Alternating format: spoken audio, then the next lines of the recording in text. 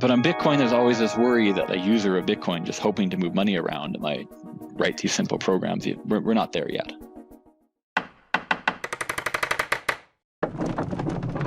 Andrew Poelstra, welcome back to the show, sir. It's great to have you.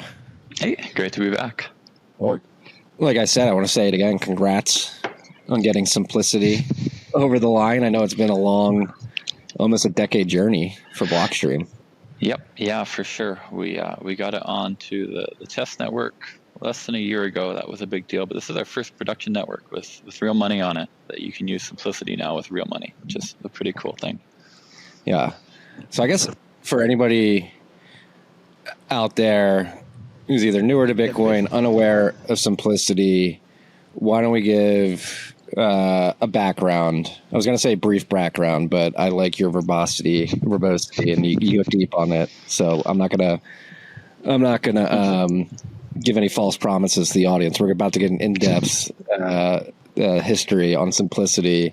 It really starts in 2012 when Russell O'Connor sort of sketched the design, and then you guys decided to really lean into it in Blockstream in like 2016, correct? Yep. Yeah, that's about right. I would even say it started a little before. How about this? I will try to be brief. I always say that. I don't know why I even bother saying it, but I'll try to be brief. So even before Simplicity in 2012, there was Russell O'Connor had been in the Bitcoin space. He showed up very early days, 2010, I think, maybe 2011. I think it was 2010. And he had this concept called MAST, Merkleized Abstract Syntax Trees. And this eventually turned into what is now Taproot, where the idea is that rather than having a script system where you've got like if this, then that kind of thing, everybody has to download this whole program and then run it. And then they've got various conditions that apply under different conditions, but they've always got to download it, right? They've always got to see the whole script. What if instead, every time there was a conditional, if this thing, then that thing, what if we put them all in a Merkle tree? And so now you can have hundreds or thousands or millions of conditions. And when you want to spend your coins, at the time of spending, you know which conditions you're going to use to spend the coins. So you just reveal that specific one. And the premise behind a Merkle tree is you can do exactly that. It's this big structure where you can commit to arbitrarily large numbers of things, like up to billions before you're spending too much compute time on it. And then if you only want to reveal one of those billions of things, you have an overhead. You reveal the one thing, and then you have an overhead of some fixed cost, maybe like a kilobyte or something, versus having an overhead of revealing a billion different things, which is what you'd have to do in the traditional model of script, where the way you handle branches is by having a bunch of if-then statements, and everybody's got to download the whole thing. So in Taproot, we have that. We have what's called the tap tree. You've got all these different scripts that you can have if you want to do like a 5 of 10 multi-sig for some reason. One way you can do that is by taking all of the 10 choose 5 possibilities that you might have, as it's a number of a couple thousand, put them all into their own little tap branch, and then whichever 5 participants you happen to have at the time of spending, you take the branch corresponding to those. So this is an idea from 2010, 2011, again, like the very early days that eventually made it into Taproot, much, much later, of course. And Simplicity kind of came out. I promise this is relevant to Simplicity. So the premise behind Simplicity is, what if we took that idea and we really went to the extreme with it? So one big thing that Simplicity has, well, first off, Simplicity is the way that it fits into Bitcoin, or the way that it fits into Liquid, is as basically a drop-in replacement for Bitcoin script, or the drop-in replacement for tap script as it is now. So you've got a tap tree, you've got all these different scripts, and rather than using the existing Bitcoin script system, you use Simplicity instead. Okay, and within Simplicity, you have these branches and these conditionals, right? So if this person is available to sign, then check his signature. Otherwise, check this other signature. Or if the coin is old, like past a certain age, then allow these backup keys to be used, or whatever conditionals you might want. Then, okay, you've got these conditionals. You reveal whichever side that you actually take. That's cool. There's some efficiency there. Simplicity goes one step further, and it says, well, conditionals are one way of composing 2 pieces of code, or 2 programs. right? You've got some sort of flag, something that makes you decide what to do, and you've got these two things that you might do. And based on your flag, you pick one, okay? And you can compose things in other ways. You could say, I've got these two programs, I want to run them both in a row. Bitcoin script is really good at this. It's what's called a concatenative language. You have a program, you run it, you just stick the other program right after, and you run them. You run them in order. You might compose them by running both of your programs in parallel, like on the same input, and then somehow you combine their outputs. There's a couple other things you might do. And it turns out that you can start with two different programs. One of them does nothing. It takes an arbitrary input and throws it away.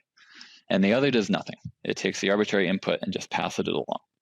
And you take those two programs, arbitrarily many copies of them, and you compose them with each other and other compositions, and you can build up any computation. This is something called the sequent calculus, if you're into computer science, or like historical computer science even. It turns out you can build any computation just using these two basic functions and these combinators.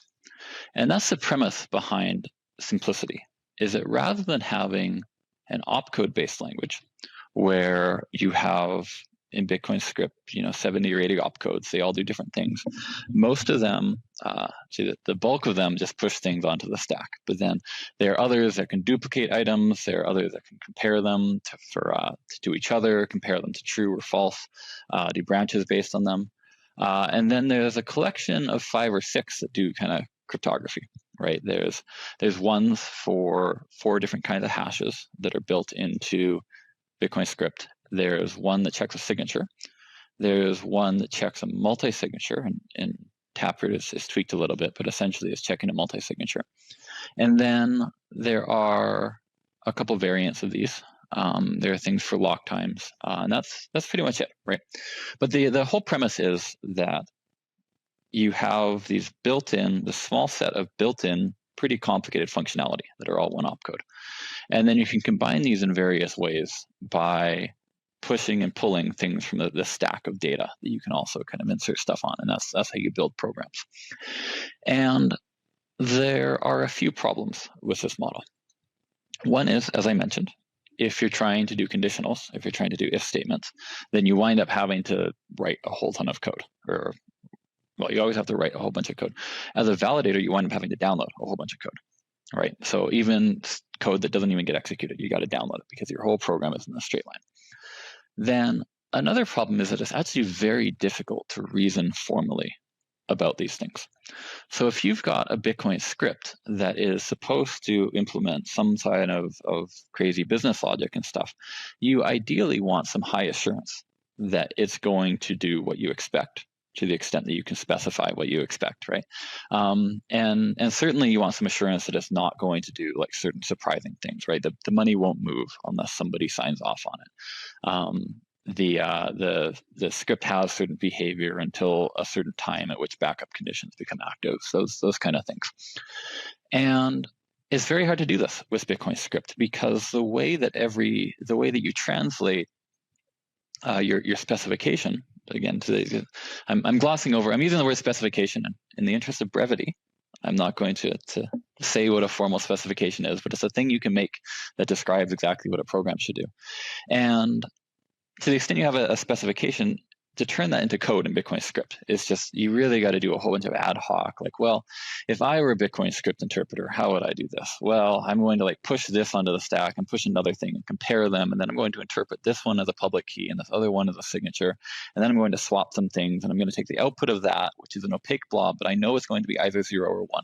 And I'm going to move that to the alternate stack so it's out of the way. And then I'm going to do this. And, you're kind of jumping through a whole bunch of contortions, each of which is manipulating this arbitrarily sized stack of arbitrarily sized elements. And you're using these opcodes, which do kind of complicated things with the stack, and which themselves are defined in terms of what happens in script/interpreter.cpp in the Bitcoin core source code. Versus if you were constructing a program by starting with these two dead simple functions, the output nothing and the output what you give it function, the unit and the identity function, and then combining them in these various ways. And in total, by the way, in simplicity, you've got those 2 basic functions and 7 additional combinators. That's it. That's the whole language. Nine combinators. Okay. Plus an extra one we add for witnesses, and plus an extra one called disconnect. Maybe we'll get into it. Okay, 11 if I'm stretching. Plus blockchain introspection, but we can also actually forget about it, because blockchain introspection is, even though formally we have to extend the language to support, like, how do you get what the current lock time is, how do you get the current amounts, how do you get the current output amounts, etc. All of those are very simple, right? They're just opcodes, combinators that take no input and output whatever they're supposed to do. So, okay, 11 basic combinators, all of which are defined by like a single line of mathematical notation. I've got a T-shirt. I don't have it with me. It's in the laundry, but it's so small you can print it on a T-shirt. So we have these T-shirts with the entire definition of simplicity language printed on it. And importantly, it's not just simple in a kind of mathematical notation sense. It's simple in a formal sense that can be captured by things like the ROC theorem proving assistant, or the lean proof assistant, or a language like Idris or F#, which has a type system that is capable of supporting formal proofs. And the idea here is that now, there are 2 big ideas that come out of this. So as a user of the language, if you can specify what your program is supposed to do, and then you can take your simplicity code, which itself is formally specified because it's defined in terms of these combinators that are simple enough to be fit to these specification languages, and then you can produce a formal proof that your code matches the specification. And perhaps you don't have a full specification, right? Which is, it's difficult to create, but maybe you can at least say some specific things. You can say, at worst, no matter how this program executes, how much space will it take on my transaction? You can answer that very cheaply, and now you can bound your fee rates. You can do fee estimation very accurately for arbitrarily complicated programs. You can say, well, I don't really know. I'm some countersigner, right? I'm Blockstream. I'm the Blockstream app. I'm BitGo. I'm whatever I am. I don't know or care what this code is supposed to do, except that it shouldn't run without my signature. Okay, it's whatever the customer says plus my signature. How can I formally prove that there's no possible way to spend this code without my signature? Well, yes, you can prove something like that. So that's one big thing, and that's huge for users. And the other thing is, from an implementation standpoint, it means that when we're implementing our simplicity code, we can be assured that it's correct. So, and we can be assured not only that it's correct and that it matches the specification, which we have, that's super cool, but also it's correct in that it matches our intuition. So in Bitcoin script, there are at least once, it used to be more frequent, but like at least once every year or two, there's some new novel behavior in Bitcoin scripts that somebody will discover that, as near as we can tell, nobody knew before, where if you kind of poke an opcode in exactly the right way, then it will do something surprising. And let me give an example of this kind of thing. The if opcode in Bitcoin script, it takes an input which is supposed to be true or false. And in Bitcoin script, you don't have true or false. You have kind of blobs of data. Okay, so you might think, well, probably false you might represent by 0, and true you might represent by 1 is a natural way when you've got blobs of data. Well, it turns out that false is represented by the empty string, okay, and also 0. And in fact, also any arbitrarily long string of zeros, except that also the leftmost 0 is allowed to be a 1. Okay, that specific bit doesn't count.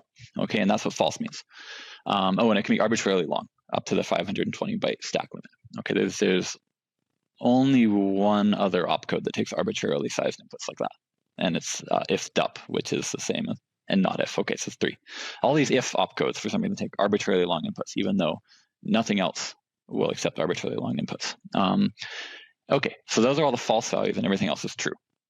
So that's a little bit surprising, right? It means that if you could construct a public key or a signature that happens to have this wonky shape of all zeros and then a 1 at the end, then you could create a signature that evaluates to false, even though every real signature that somebody produces would evaluate to true. And it turns out that you can't produce an ECDSA signature this way because there's encoding rules that just force you to set other things to 1. You can produce a Schnorr signature this way that will parse as a Schnorr signature, but it won't validate, because when we added Schnorr signatures to Bitcoin, we designed them such that you cannot produce an arbitrary signature and then back compute what your keys and your message have to be. In ECDSA, you can do that with something called public key recovery, it turns out. So you can do like arbitrarily badly formed signatures. So I go into all those details to just kind of describe how insane Bitcoin script is, because it was implemented the way it was.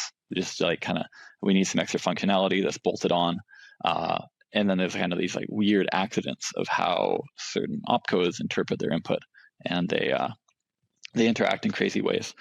And this is part of why it's so hard to get new things into Bitcoin script, right? Is that you can propose something like opcat, which is 3 lines of code. It's dead simple, but how do you know how it fits into the system? How do you know all of the behavior? It takes so long and so much mental energy to convince yourself that that's a simple looking function is not going to do surprising things. And simplicity, by being the simple formally specified model, saves you all of that effort. So I'll stop. Sup, freaks? This rip of TFTC was brought to you by our good friends at Bitkey. Bitkey makes Bitcoin easy to use and hard to lose. It is a hardware wallet that natively embeds into a 2 or 3 multi-sig. You have 1 key on the hardware wallet, 1 key on your mobile device, and Block stores a key in the cloud for you. This is an incredible hardware device for your friends and family, or maybe yourself, who have Bitcoin on exchanges and have for a long time, but haven't taken the step to self-custody because they're worried about the complications of setting up a private public key pair, securing that seed phrase, setting up a PIN, setting up a passphrase. Again, Bitkey makes it easy to use, hard to lose. It's the easiest 0 to 1 step, your first step to self-custody. If you have friends and family on the exchanges who haven't moved it off, tell them to pick up a Bitkey. Go to bitkey.world, use the key TFTC20 at checkout for 20% off your order. That's bitkey.world, code TFTC20. Sup, freaks? Guess what? We launched a browser extension. It's called Opportunity Cost, and it helps you see the true cost of everything in Bitcoin, convert prices to Bitcoin as you browse the web. Opportunity Cost automatically displays fiat prices in Bitcoin or sats, helping you think in a Bitcoin standard. It works on Amazon, Zillow, X, your bank account, QuickBooks. You can convert everything to Bitcoin. It's really cool. It's also 100% open source, MIT license. We don't collect any data. All of the conversions happen in your browser on your local device. It's a great way to recalibrate your life and begin thinking in sats. Go check it out at opportunitycost.app. That's opportunitycost.app. So just building on, not only comparing it to Bitcoin script as it stands today, but like I guess I think many Bitcoin developers would look at something like how Ethereum's implemented script, and it's created these sort of attack vectors that have been exploited over time. And what I'm picking up from what you just described within Bitcoin specifically, like opcodes are sort of this like modular way of doing it. And I don't know if the intent of the design was like, let's do this modularly so you can have something out of the box. But as you described, when you do that, it's sort of clunky and you create a burden for somebody trying to build something. It's very hard to audit and know exactly what it's going to do. And so simplicity just tries to be expressive yet finite, without having to have all that like complexity built in. Is that correct? Yeah, exactly. And expressive yet finite. That's a good way to put it. So yeah, EVM took Bitcoin script and just bolted on everything we want to be able to do. That's bolted onto Bitcoin script, more or less, is roughly how EVM is structured. And then they realized that the Bitcoin stack language is not a good model for that. So they have what they call rich statefulness, where you've got these series of like global database lookups that, so every contract has a bunch of code. It has variables it can save and it can update and all this good stuff. But it is very difficult to reason about. They kind of inherited the difficulty in reasoning about Bitcoin script and in some ways made it much more complicated. They also did some kind of unnecessary, like in addition to extending it computationally, they also added this rich statefulness notion where you have these global key value lookups and everything becomes very stateful, which is hard to reason about. But then the big thing is this word finite that you mentioned. So Ethereum for a while advertised itself as being Turing complete. And the idea behind that phrase is that a Turing complete language can do anything at all. A non-Turing complete language is kind of narrow and domain focused, is the intuition, right? So as an example, right, a programming language like JavaScript or like Python is Turing complete. You can write anything that you can express, you can write in those languages. A language like HTML is not. HTML can only produce draw web pages, basically. Some things would surprise you to learn that they're actually Turing complete. So CSS, which is used to format web pages, to set the colors and the widths and the styles and stuff. It turns out CSS is Turing complete because there are like conditional stylings that you can put in and then the loops and stuff. PostScript, which is a document formatting language that predates PDF, is Turing complete. And I've exploited that to do some paper computer kind of projects. There's a whole pile of languages that really shouldn't be Turing complete, but accidentally are. And Ethereum more or less is on purpose. But there's a small caveat there. That strictly speaking, to be a Turing complete language, you need to have an infinite amount of memory and an infinite or an unbounded amount of memory and an unbounded runtime. And in real life, of course, you're always bounded by, for one thing, by the constraints of your machine. And then on Ethereum, you're bounded by this quantity called gas. Okay, so you write a Ethereum transaction. You decide how long you expect the transaction's contract code to run for, and then you set a gas budget based on that, which is just actual ether that you have to put up and you pay. And where Ethereum runs into trouble, or one place where Ethereum runs into trouble, is that when you're trying to estimate how much gas your program's going to take, you can't do that in general.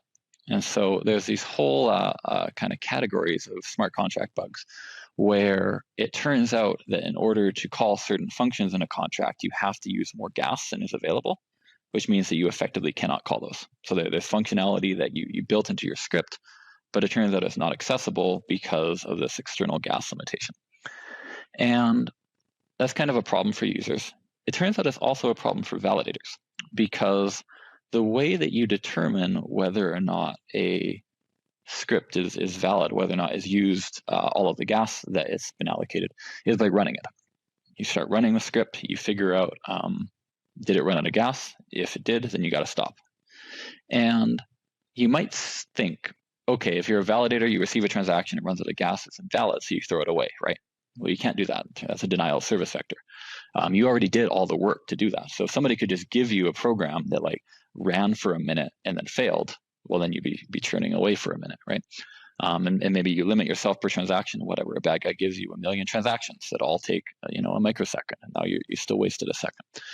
So in Ethereum, what happens is when you run out of gas, the transaction is still valid. You still pass it along, it winds up in the blockchain, but it doesn't do anything. It just burns your gas. And so there's this other category of kind of Ethereum failure modes where there are these transactions that wind up on the chain that don't do anything, that just burn gas and do nothing else. And these are almost certainly accidental because there's no reason for you to just burn gas the way that I'm describing. And the way that Bitcoin avoids this problem, in Bitcoin, if a transaction is invalid, it's invalid. It doesn't go on the chain. Is that in Bitcoin, there's kind of a neat trick we use, which is that every opcode takes 1 byte to encode. So Bitcoin script has no loops. So every opcode can be executed at most once. You can't go back and then redo stuff, which means that if you see a byte, you know that the absolute worst case, that byte represents a single opcode of work. And so you take the whole size of your transaction and you use that to swag how expensive that transaction will be. And then you look at the transaction's fee and you compute what's called the fee rate, which is how much did they pay per byte, or I should say per weight of the transaction, because certain bytes count more than others. And that avoids this denial of service problem, basically. So you don't have a gas limit. What you have is the size of your transaction represents how much work it is. And then your fee, you just attach whatever fee is appropriate for that. And then miners and validators kind of order things, but which has the highest fee per weight kind of thing. This is cool. This is pretty cool, but there's an obvious question then. Well, what if we want to, surely we want to put loops and go to some way of doing this kind of stuff into Bitcoin, right? Are we just forbidden from ever having a way to execute an opcode more than once? Because then it would break this how much the size of the transaction representing the computational cost kind of model. And in Ethereum, the solution was gas. They're like, okay, we're just going to have to throw away the size represents computation model, and we're going to have to do this unfortunate thing.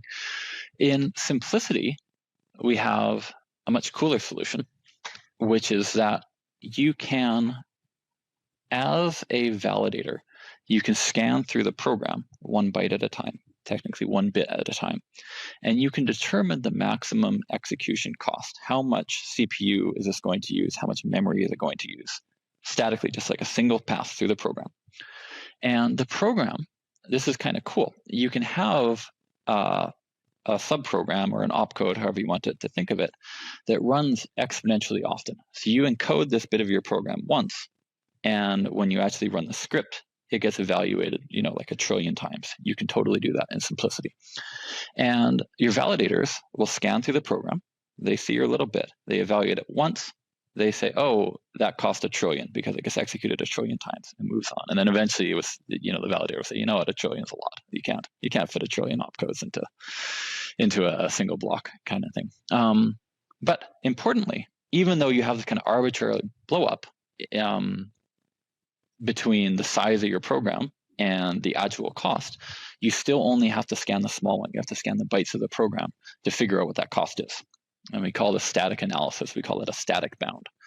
And what that means is that we retain the Bitcoin ability for a validator to just look at the transaction and immediately compute what the fee rate is and whether it should be prioritized or whether it's never going to get into a block and we should just drop it without ever having to execute the code. And we do that while still getting this arbitrary amount of execution.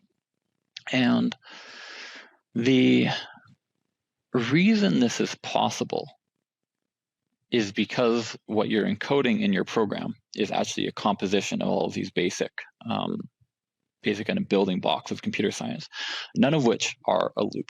Importantly, none of which are a loop and none of which are a go-to, but it turns out you can still get arbitrary computations this way.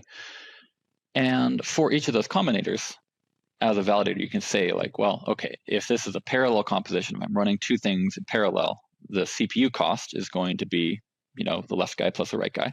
The memory cost will be the maximum of either one of them. You kind of do that kind of analysis over and over.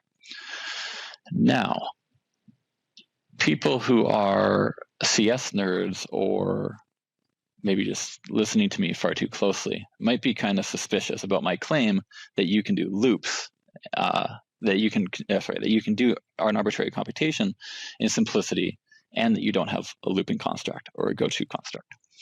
And I'll briefly say something about that, which is that there's actually another form of composition, which is not sequential or conditional or parallel or these kind of basic things, called recursive composition.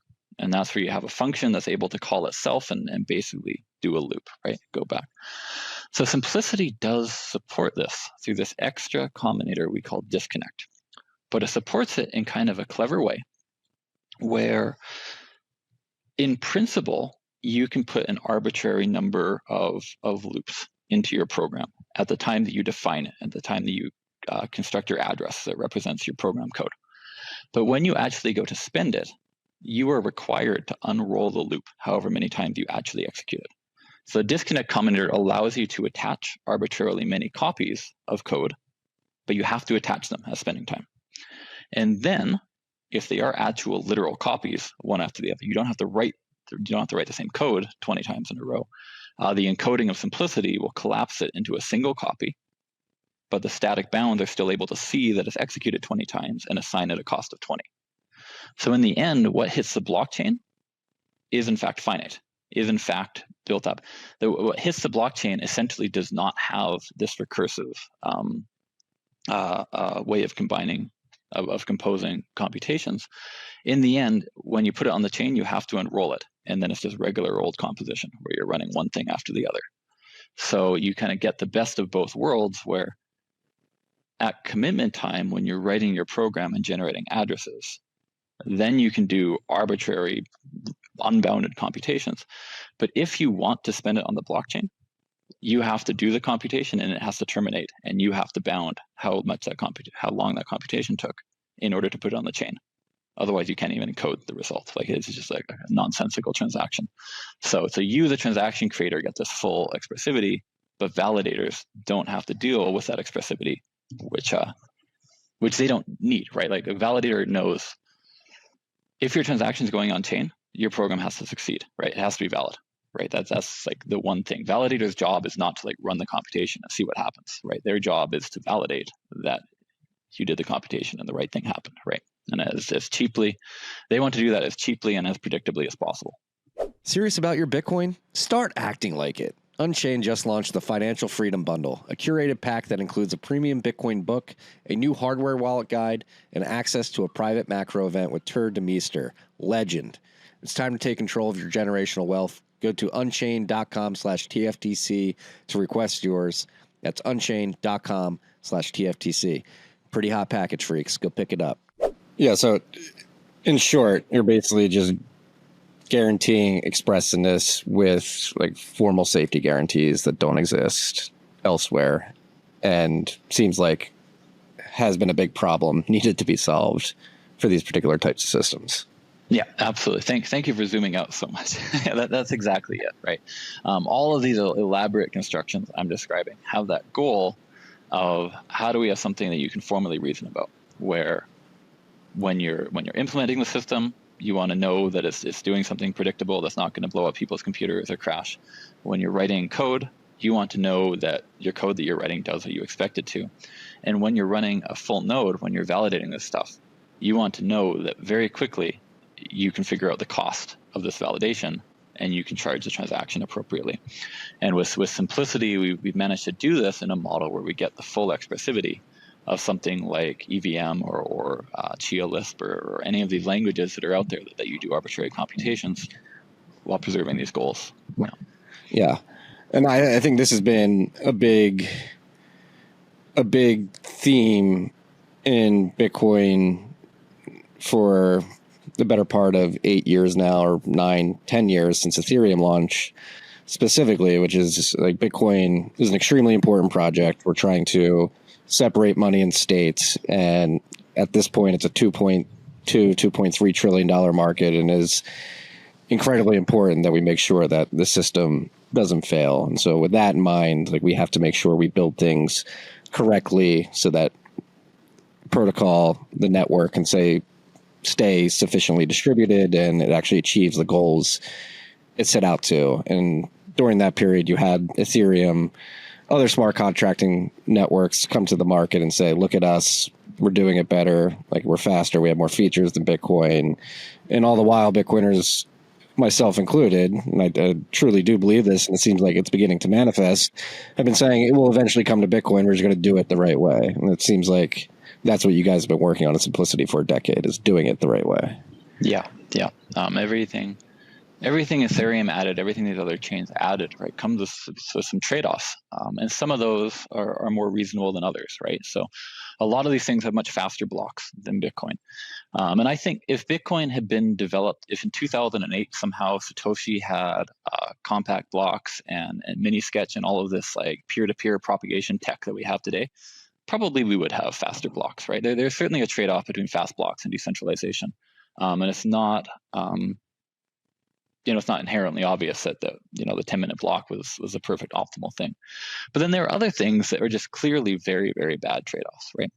And Ethereum introducing this super expressive language with the trade-offs they made, where validators where you have to be able to put invalid transactions into the chain, because validators can't determine whether or not it's valid without executing an arbitrarily long piece of code, and where once they've even validated a transaction, they can't know that it will stay valid until it's in a block, because in Ethereum it's possible to reorder transactions in ways that made previously valid transactions become valid. There's another reason that you have to just put bad transactions into blocks, is because you have to charge the person who created the transaction. And even if it appears while the transaction is on the peer-to-peer network that it was legit, maybe it turns out not to be legit because things changed.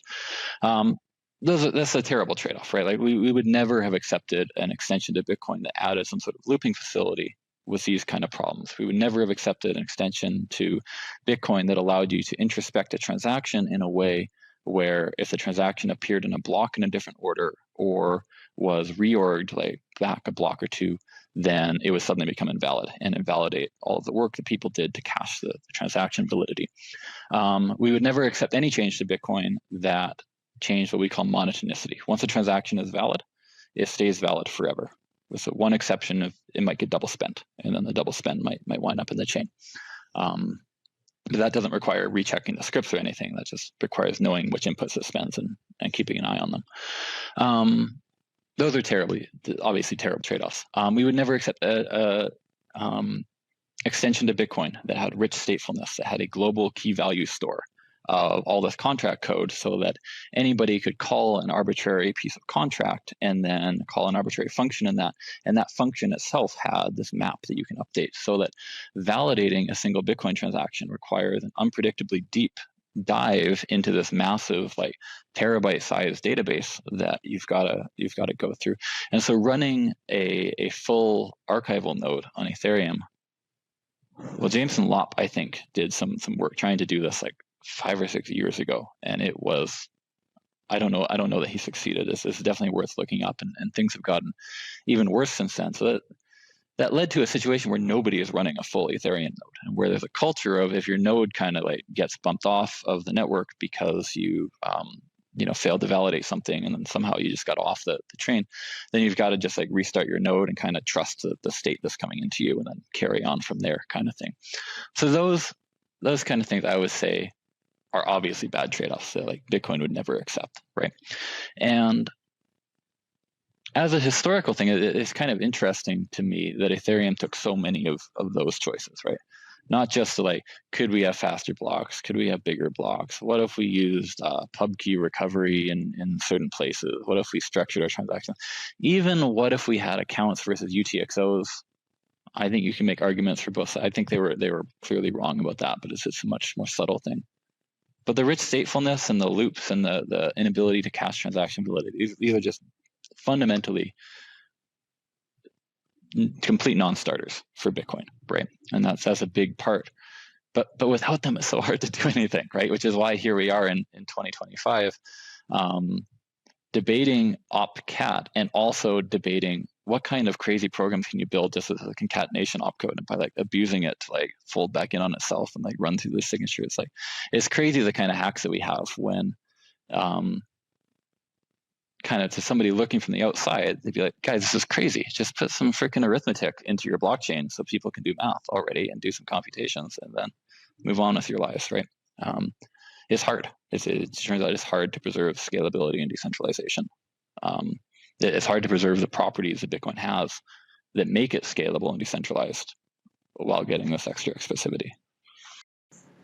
Yeah, and you said the word scalable there. So this is obviously gone live on Liquid's mainnet, which is a federated sidechain that Blockstream's been running for almost a decade now too. And let's jump into that, like the really exciting stuff, which is like the use cases that this unlocks, whether it's covenants and vaults, on-chain financial primitives, programmable delegation. Like there's seems to be an endless amount of potential applications that can be built on simplicity. So let's jump in. Why Liquid? How does it work on Liquid specifically compared to how it could potentially work on Bitcoin at the protocol level, if it ever does in the future? Maybe we could talk about if that's even a good idea, and what you expect to see get built.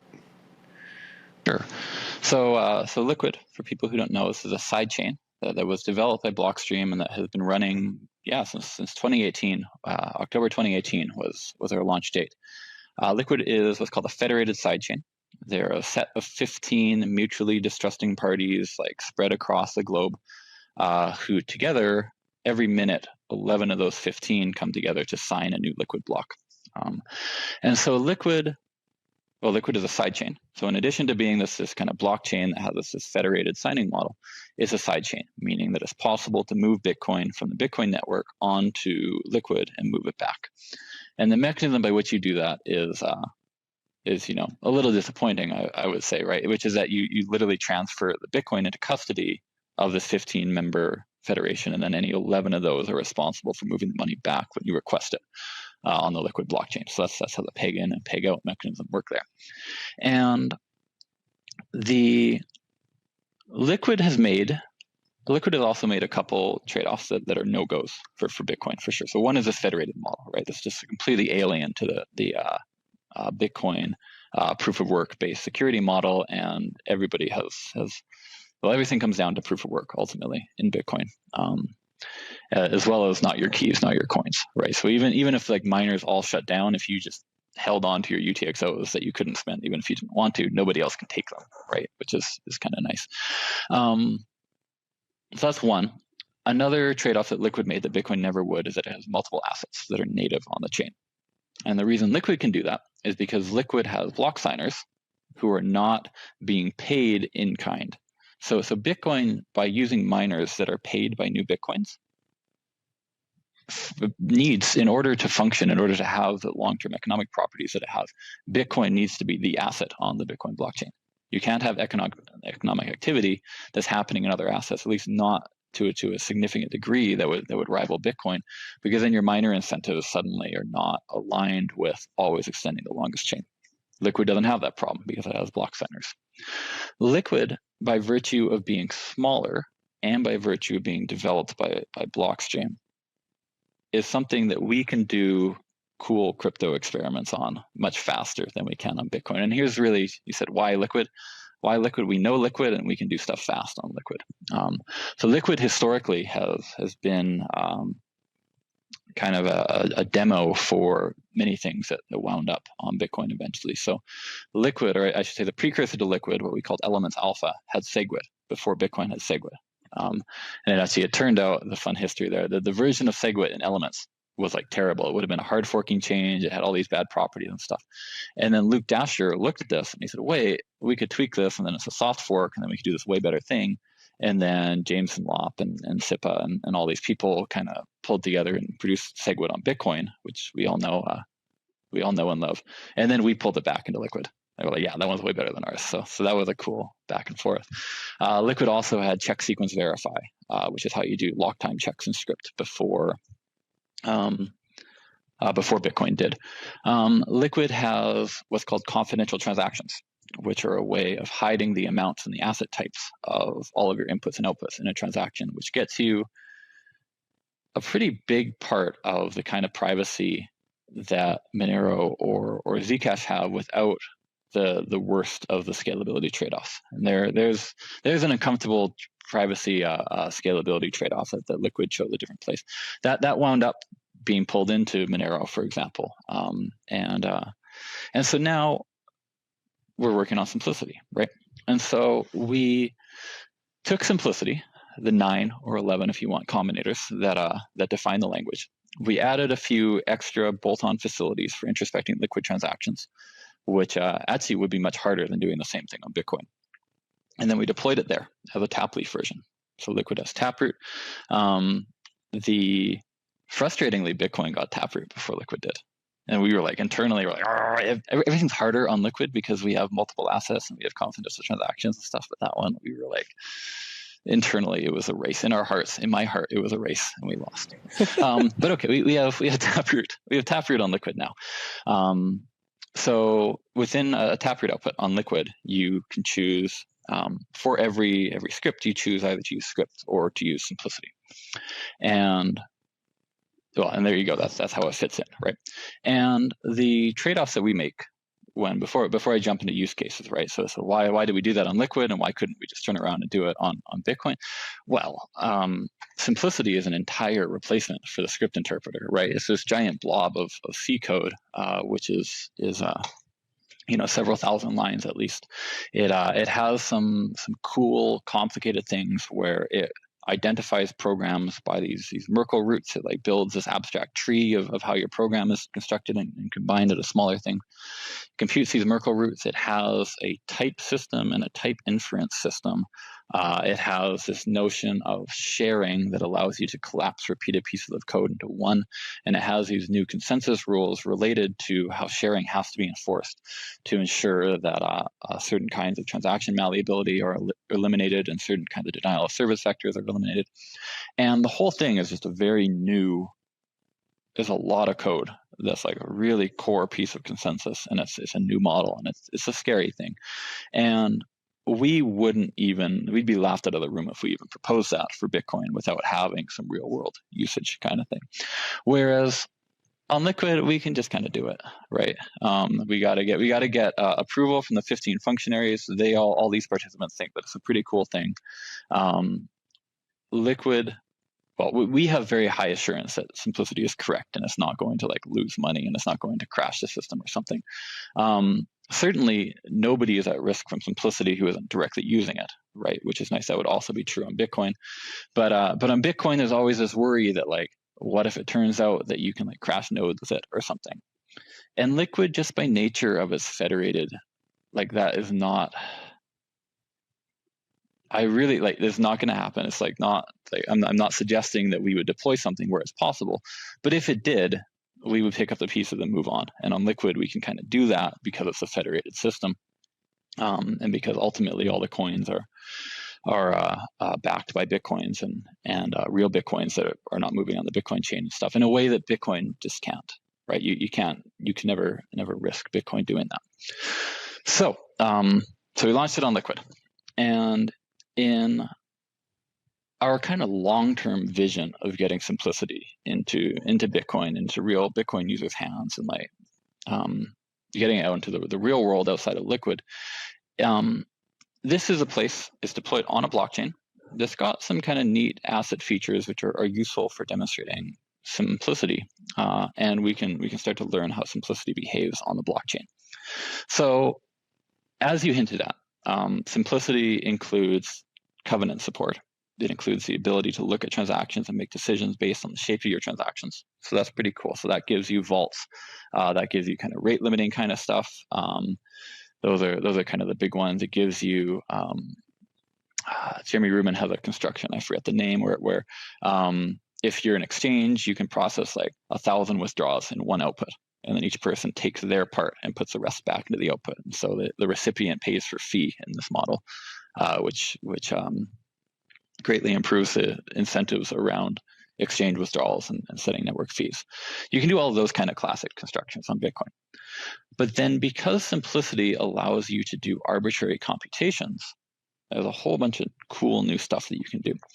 So you could write a zero knowledge proof verifier in simplicity. You could write a quantum hard signature scheme in simplicity. You could write a kind of like code that checks arbitrary cryptographic instructions, arbitrary Merkle roots, these kind of things.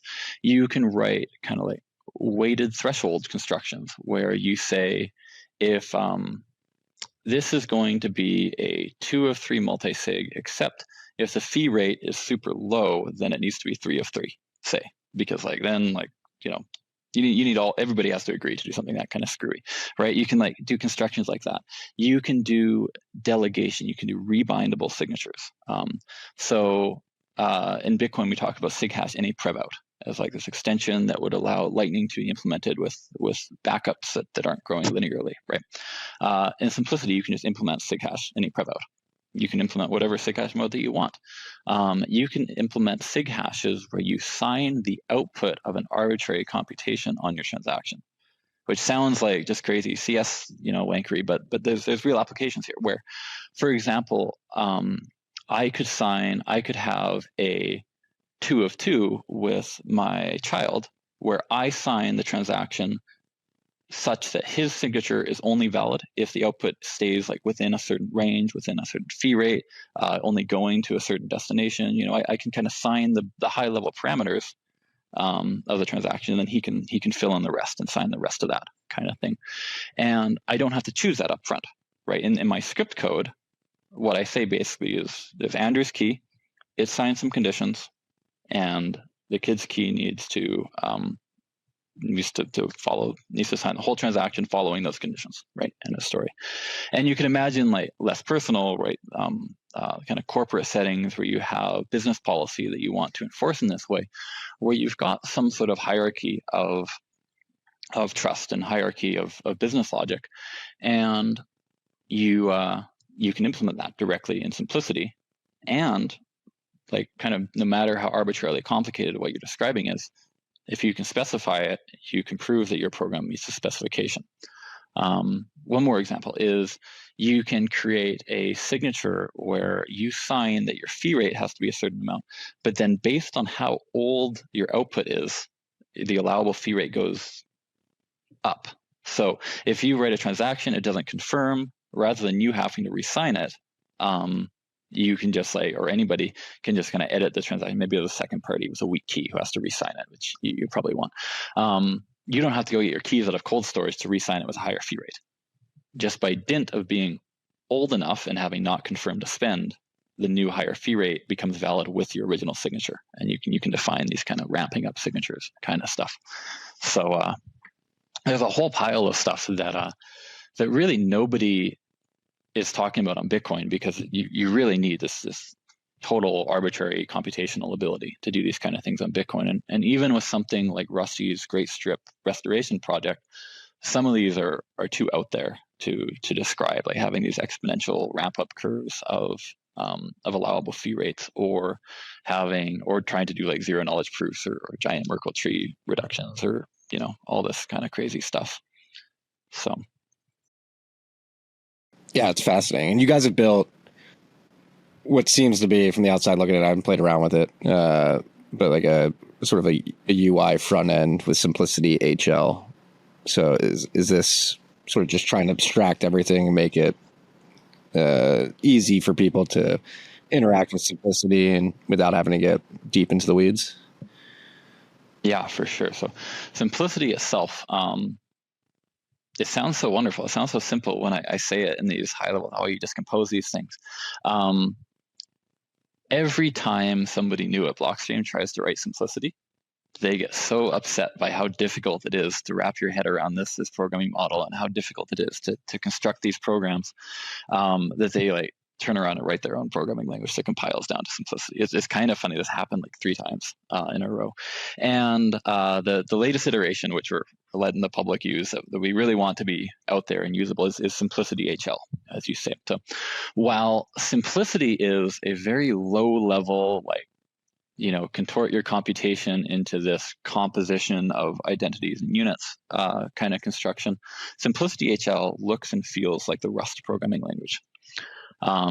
You can tell as you're writing it that secretly you're doing some sort of functional construction thing, but it looks like you do this, then that, if this, then do this, do this, loop this many, loop over this, at most this many times kind of thing. And that at most restriction is because these programs are finite. We would like to remove that using the disconnect opcode, but there's more work to be done behind the scenes there. So simplicity, so you can go to simplicity-lang.org is where our sandbox and our documentation, sandbox, our playground, that's the word. We've got a web interface. You can write the simplicity HL code and compile it to simplicity, see what it looks like, and so on. And simplicity HL, we expect, will be the way that people interact with simplicity programs, until somebody makes a better language than simplicity HL that also compiles down to it. So directly interacting with simplicity, that's for compilers and for proof assistants, right? It's really not for humans, because it's such a so low level and such a strange way to think about computation. So simplicity HL is out there. It works. We've got a compiler. You can use it. There's a lot of stuff still to do. So one of the first things people come to us and they're like, well, I want to use libraries and I want to call to these other functions and have modules and stuff. Well, we don't have a module system and we don't have libraries yet. You just got to kind of write all your code, and you can break it into functions, but it's all just one giant file with all your functions listed. So that's not great. And we'll hopefully have that addressed in the coming weeks and months. There are kind of unbounded loops. People want loops that feel unbounded. It's a little bit tricky because remember, behind the scenes, this has to turn into disconnected. It has to turn into something bounded. And we still want to make sure that we're showing users what the actual cost will be, right? Not, an Ethereum style, who knows how much this will cost? Good luck. You can deploy this, but you might be paying an infinite fee rate or an infinity fee to satisfy it, kind of thing. There are a few other kind of just extensions to the language. I talked about how in simplicity you can implement SIGHASH any prevout.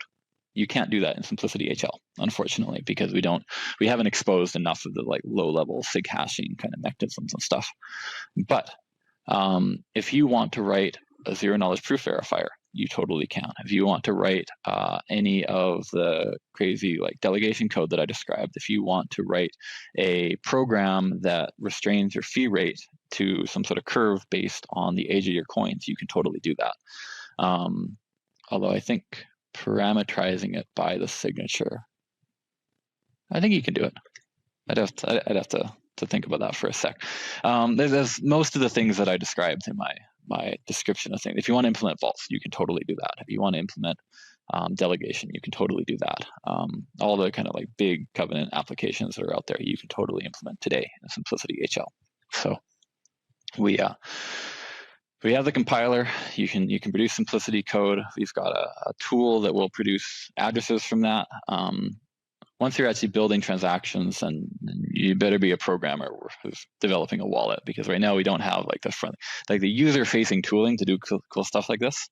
That we've got to build that into wallets over the coming weeks. That's not something that today, as like a user of Bitcoin, just hoping to move money around and like write these simple programs. We're not there yet, but we're certainly at the point where we're wallet developers who say, I want my users to be able to do these arbitrary cool things.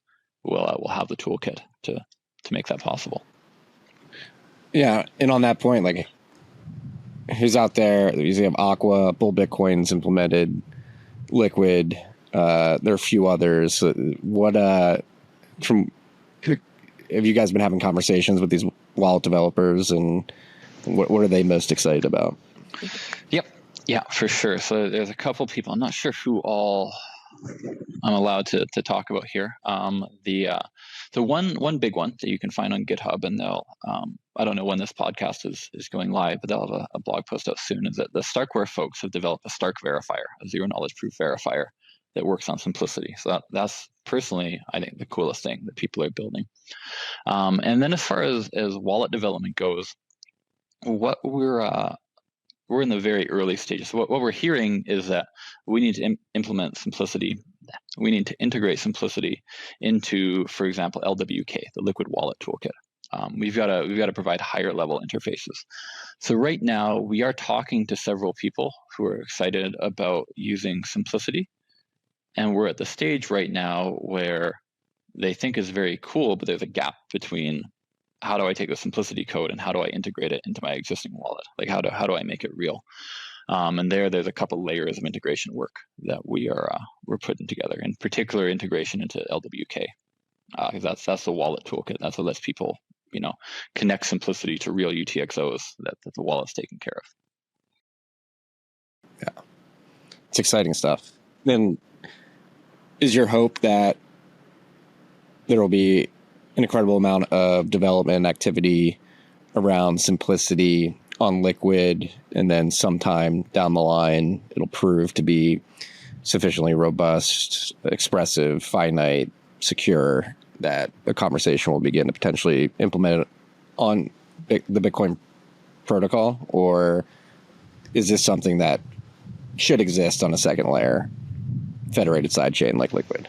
No, we'd like to go towards Bitcoin. So we've got a long roadmap here, right? So what we're doing right now is this launch on Liquid is like the very first identifying, like, if we want to use Simplicity in real life, what are the gaps that didn't even occur to us on like the product and usability front? Like, this is great. We've got this language, we've got a front end language, we've got a compiler, we've got this command line tooling. Like, this is great. We built the whole language here, and then you try to use it, and you're like, oh, wait a minute. How is a wallet supposed to reason about these like fee rates that are increasing? How is a wallet supposed to like figure out how to work with covenants? How is a wallet supposed to do anything? Is this whole? So that's what we're doing right now. On the low level, like Simplicity on Liquid, how do we get it past Liquid? Because Liquid, aside from being a small federated sidechain off of Bitcoin and not Bitcoin itself, it also behaves. In some ways, it's the same as Bitcoin. It's still the UTXO model, right? It's still you work with wrapped Bitcoin, so it's the same currency. But in other ways, it behaves quite differently because of the multi-assets and because of confidential transactions are the two big things. So our next big plan is that we are working on the Bitcoin integration branch. Right now, actually, you can go to the Simplicity repo. There's a branch that's reasonably up to date. It should be up to date as of today. That is an extension of Bitcoin Core that includes Simplicity. And our game plan here is that we hope by the end of the year, maybe early next year, to be able to go to one of the more experimental test networks out there, right? So as people may know, right, there's Bitcoin, the mainnet, and there's this thing called testnet 4, which is like the official Bitcoin test network that exactly matches what's on Bitcoin. But then there's also something called Signet, which is a signing-based network that has signed blocks.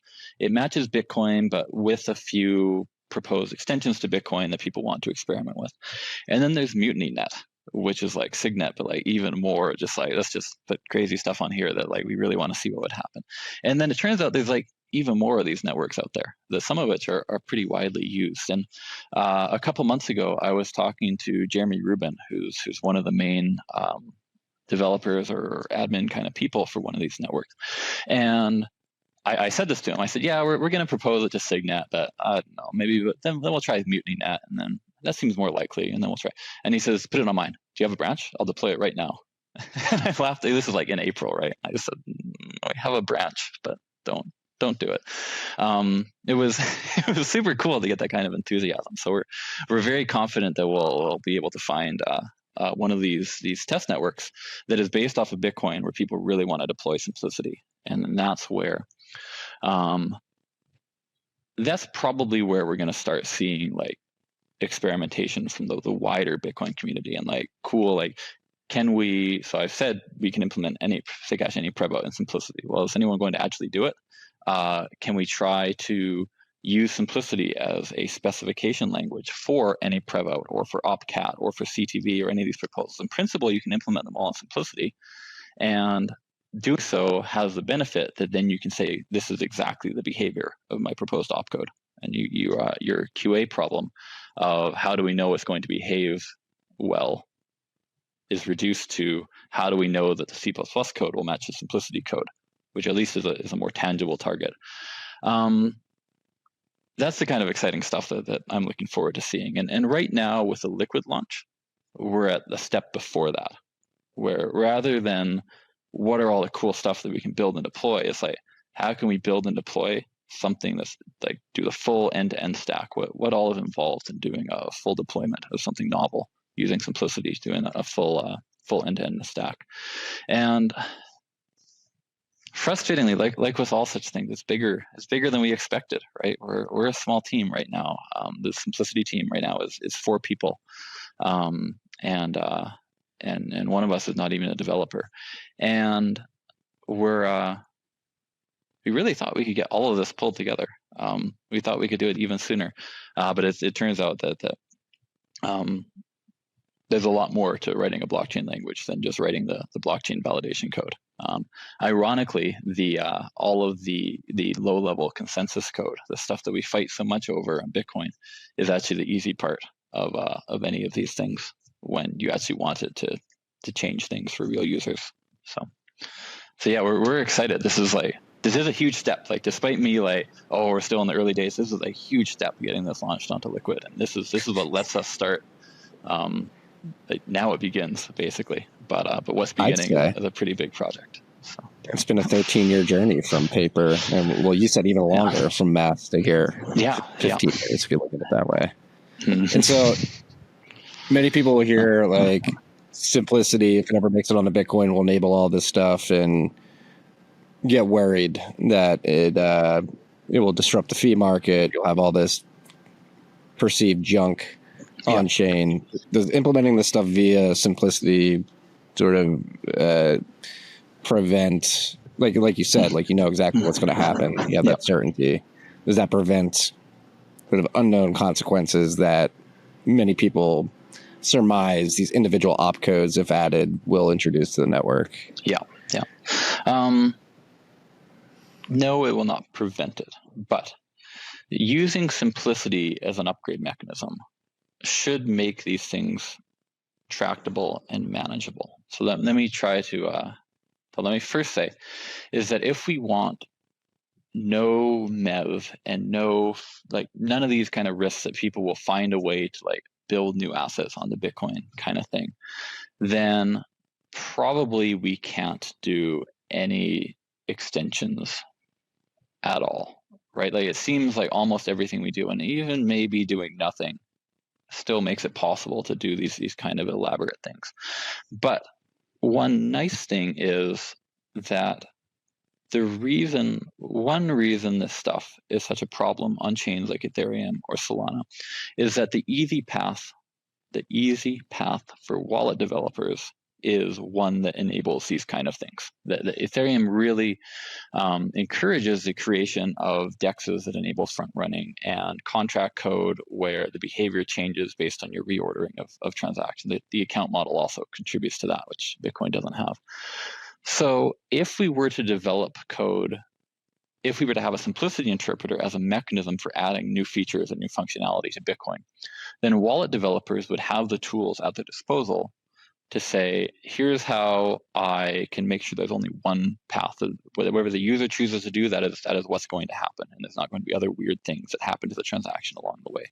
Here's how I can bound the total size of my witnesses so my fee rates are manageable. And here's how I can change my code to tighten that bound to improve predictability. Because a fortunate economic truth, right, is that MEV is bad not only for the network, but it's bad for individual users. And the reason that MEV happens is because it's just difficult to design these giant complicated systems. But if we give people the tools to avoid MEV, then they will use those tools because it's valuable to them. That's very fortunate, because sometimes in economics you get the opposite, where just like your incentives are inherently stacked against you, and that's a very difficult problem. Then your problem becomes like, how do we just ban all bad behavior? How do we make it impossible to do anything bad because the incentives are so awful? But fortunately, with things like MEV, they're not. Will simplicity related to MEV, right? Will simplicity enable these like alternate asset markets on top of Bitcoin? And then will you have economic activity on Bitcoin that is not in Bitcoin, and that skews mining incentives and all this terrible stuff? And it will, I don't think it will make it any more possible than it is today. So I've been surprised and kind of disappointed at how much ordinals took off. Where ordinals, inscriptions, which are based on ordinals, where there's no Bitcoin script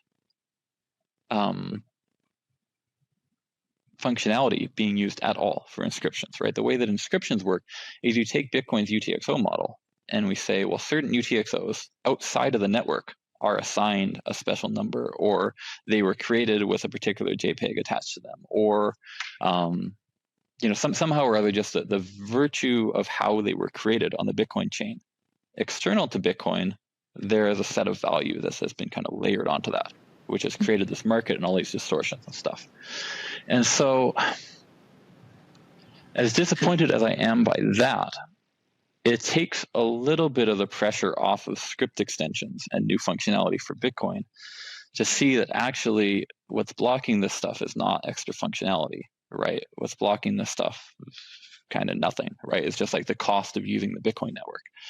And then when you frame it that way, well, if we can make legitimate uses of the Bitcoin network more productive and more valuable, then that should help crowd out these kind of inscription type behaviors, and then that will make Bitcoin be used for Bitcoin.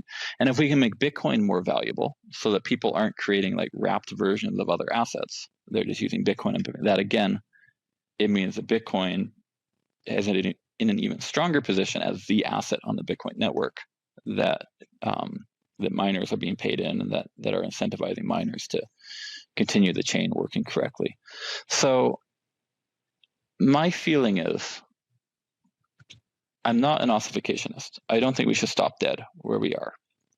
And given that, I think that if we're going to move forward at all on these extra script expressivity projects, I think the simplicity is a really good way to go in that direction.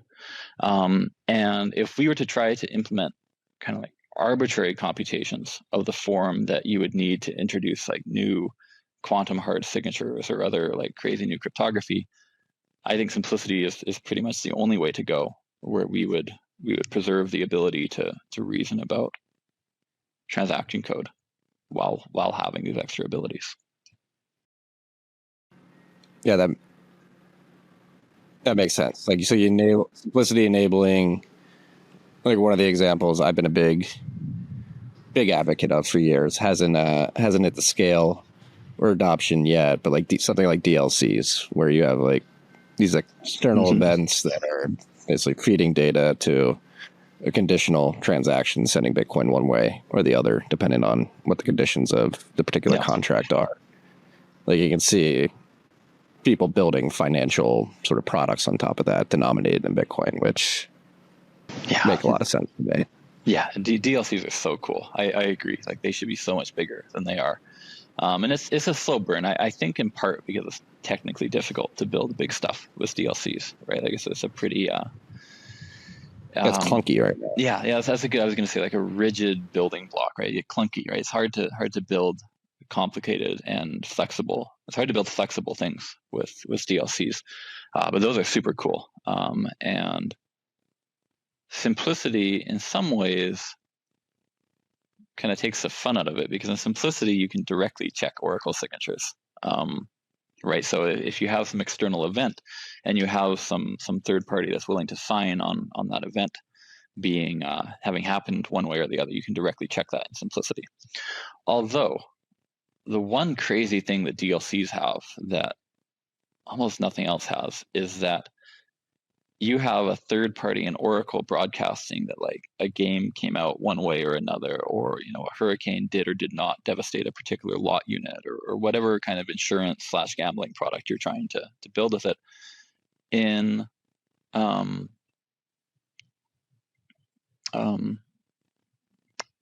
with DLCs, you can use that in your script, and the person making the signatures can't tell. Property that you get, which is that you can use these signatures without having to reveal that you're using the signature, so that the person producing the signature can't like come after you and say like, you were using our signatures in violation of our terms of service, or like, we don't like the particular construction that you did, or what. So I'm gonna stop because your screen has locked up. I saw it stop for like 10 seconds during DLCs, but I think okay, perfect. So you're just explaining there's like this Oracle problem that exists. Yeah. So let me. The brief summary is, right, simplicity can do oracles directly. DLCs do oracles in a way where the oracle can't tell even after the fact that you're using their signature. Yeah. So that's a really cool anti-censorship property that the DLCs, and a lot of these kind of like tweaking signatures kind of tech has. So that's super cool. And where simplicity will help that stuff, I think, is in the unhappy case. So a lot of the kind of trick with a lot of these DLC type constructions and adapter signatures and PTLCs and all these related things is that they, as long as the parties are both online and following the protocol correctly, they work perfectly. And then if somebody goes offline or is providing inconsistent data or somehow misbehaving, you got to have this backup condition, right? And DLCs themselves can't do it, right? So you wind up with like this cool DLC stuff plus this extra backup condition.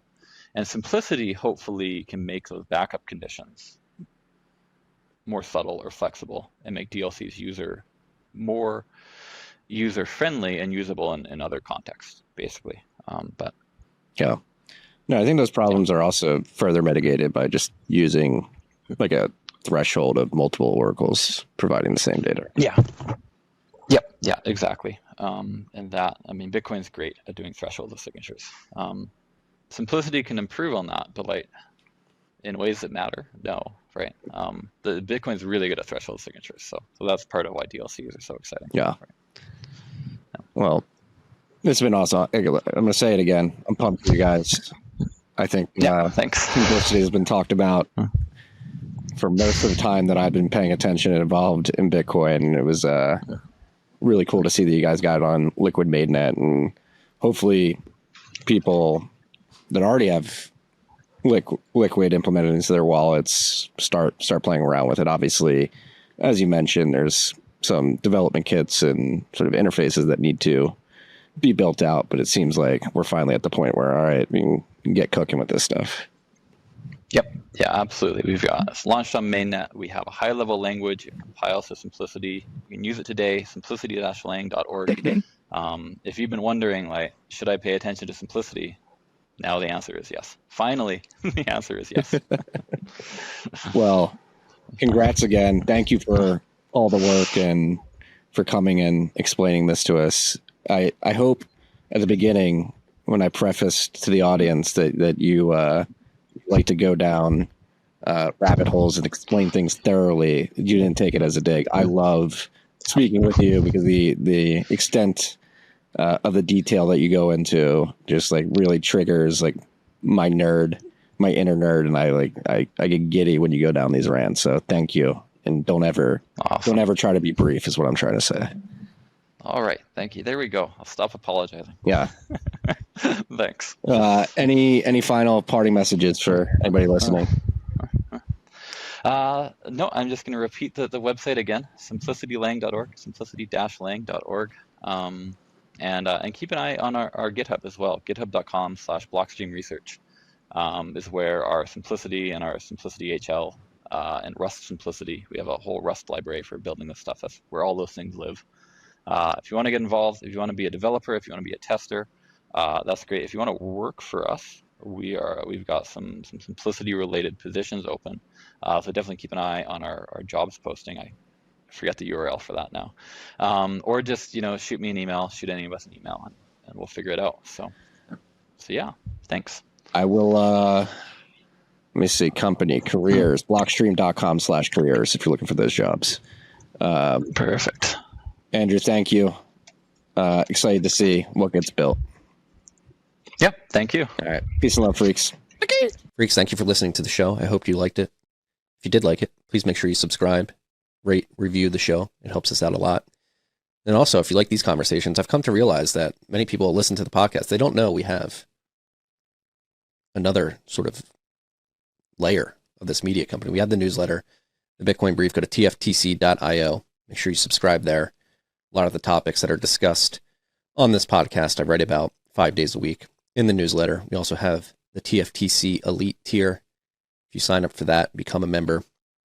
We have a private Discord server for the elite freaks out there where we're dropping ad-free versions of this show and having discussions about everything we talk about a day early. Logan wanted me to make sure if you want to get the show a day early, become a TFTC Elite member. You will get that. We have our Discord server. Right now it's conversation between myself and TFTC Elite tier members, but we're going to expand that. We'll probably do closed Q&As with people in the industry. I may be doing Macro Mondays. So join us. Go to tftc.io. Subscribe. Find the button in the top right corner of the website. Become a TFTC Elite member. Thank you for joining us. Okay.